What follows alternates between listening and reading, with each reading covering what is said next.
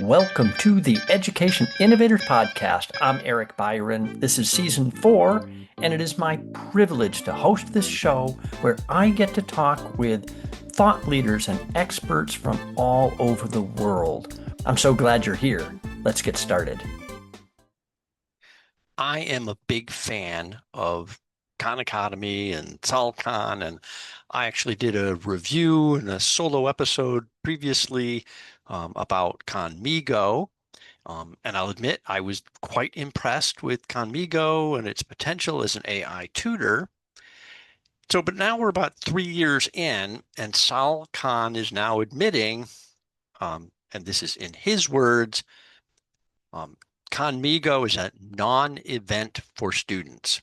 So apparently they just aren't using it. So, okay, I was wrong. Let's dig in a little bit and try to figure out why Sal and I were both pretty hyped about this and the potential of Khanmigo. And then we'll talk about why kids don't use it. So first, why the hype? So I think for me, I liked that Khanmigo was attempting to get kids to think about problem solving and or to think about a problem and then really how to solve the problem. So Khanmigo doesn't provide answers, right? It engages a student in a discussion and it uses Socratic questioning.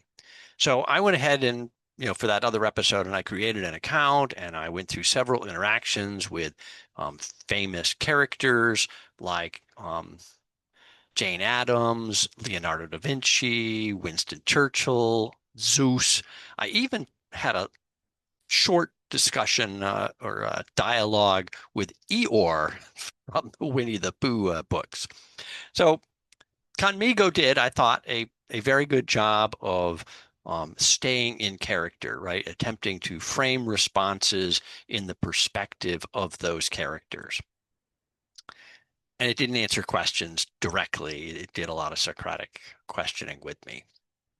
But it turns out that kids, I guess, aren't really very good at asking questions. And so without good questions, Khanmigo is not as useful and rather frustrating, I guess, for kids. So, teachers, administrators, folks like me who tried this thought it was pretty awesome because we have more mature communication skills and know how to have a conversation with AI. It's kind of a chicken and egg problem, I think, where the kids, they don't have the communication skills. How can the tool teach you to have communication skills, right? So Sal is admitting, right? The kids don't want a tool that just asks questions. They want a tool that answers their questions. And Khanmigo clearly didn't find the right balance. So, all right, I'm tempted to say that, we should just kind of make the kids use it because the more they use it, even if it's a little frustrating, the more they do it, the better they'll get at asking good questions. It'll teach them to do that. It'll develop that skill. But I have to agree, you can't force a kid to use a tool they don't want to use, right? That's not the right answer. So I think Sal and his team are reassessing now, and they're looking at this Socratic questioning.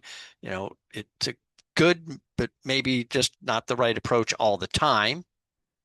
So maybe Khanmigo can be trained to kind of ease into it a little more. So it asks some questions, but it also answers some questions. So we'll see.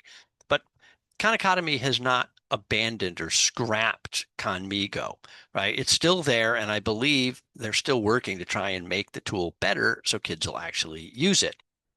As Thomas Edison famously said, "I have not failed. I just found 10,000 ways that won't work." So Edison did eventually find a way, and he, of course, invented the light bulb. I'm hoping that light bulb goes on for Sal and his team, and they figure this out, right? That they find a way to make an AI tutor that kids will use and that really helps them to learn. I'm still optimistic. Can't beat the optimism out of me.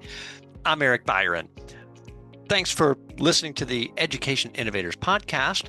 And thanks to all those education innovators out there, including Sal Khan.